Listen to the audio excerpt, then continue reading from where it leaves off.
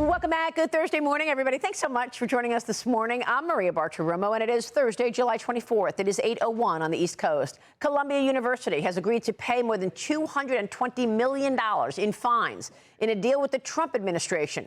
The school will pay the government a $200 million settlement over 3 years, and it will pay an additional $21 million to settle U.S. Equal Employment Opportunity Commission investigations. The money will resolve alleged civil rights violations against Jewish Columbia employees that occurred following the October 7th attacks. In exchange, Columbia's access to the billions of dollars in federal research funding will resume, and the terminated grants will be reinstated. The school said this in a statement, quote, while Columbia does not admit to wrongdoing with this resolution agreement, the institution's leaders have recognized repeatedly that Jewish students and faculty have experienced painful, unacceptable incidents, and that reform was and is needed. President Trump revealing another part of the deal on Truth Social, writing, quote, Columbia has also committed to ending their ridiculous DEI policies, admitting students based only on merit and protecting the civil liberties of their students on campus. I want to thank and congratulate Secretary Linda McMahon and all those who worked with us on this important deal. Joining me now in a First on Fox interview is the woman herself, U.S. Education Secretary Linda McMahon. Secretary, it's great to see you. Thank you so much for being here. Good morning, Maria. Thanks for having me. Well, congratulations on this huge deal. You helped negotiate this deal. Tell us what went down with Columbia.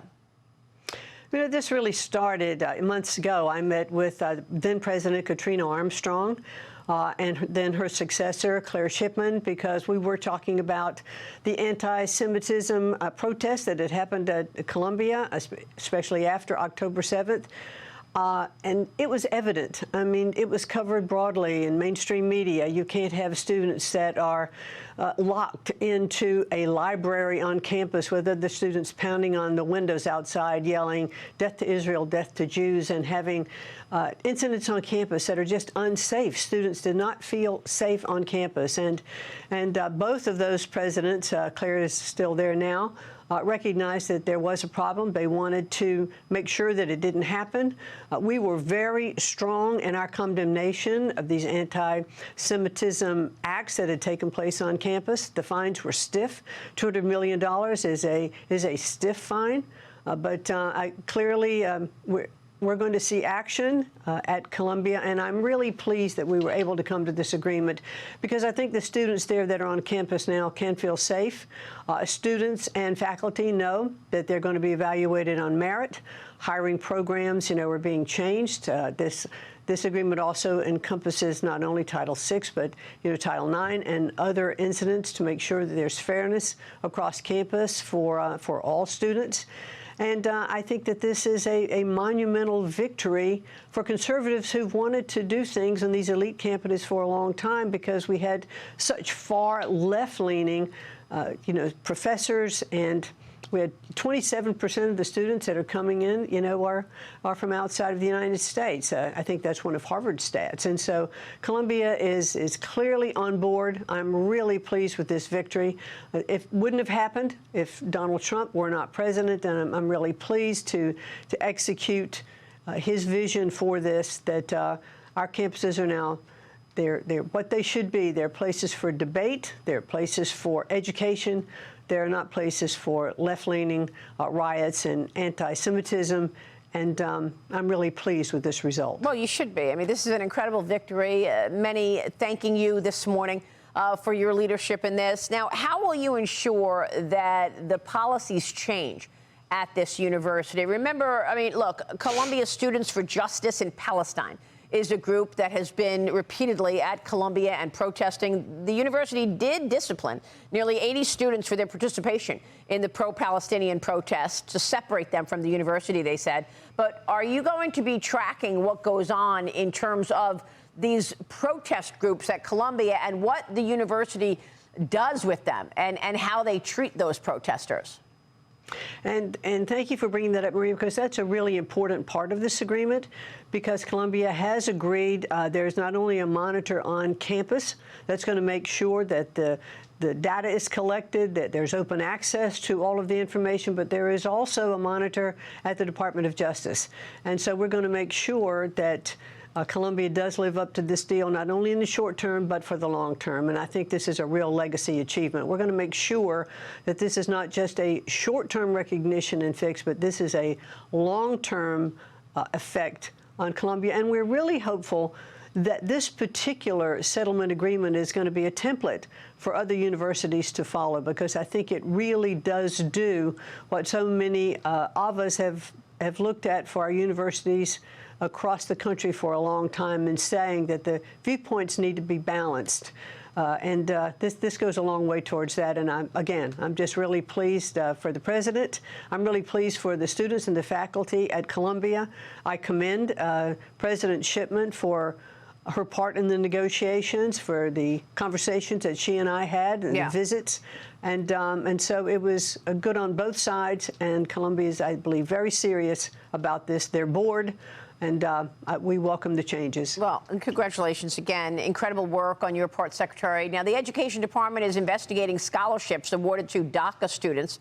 That stands, of course, for Deferred Action for Childhood Arrivals. These students arrived in America as illegal migrants during their childhood, and now they receive financial help to attend college. The investigation is focusing on 5 universities, arguing that the program violates civil rights laws based on prohibiting discrimination against national origin, because they are only open to DACA students and not other students. Meanwhile, the State Department is also opening an investigation into Harvard's use of international visas, citing national security concerns. Secretary, these are 2 really important issues.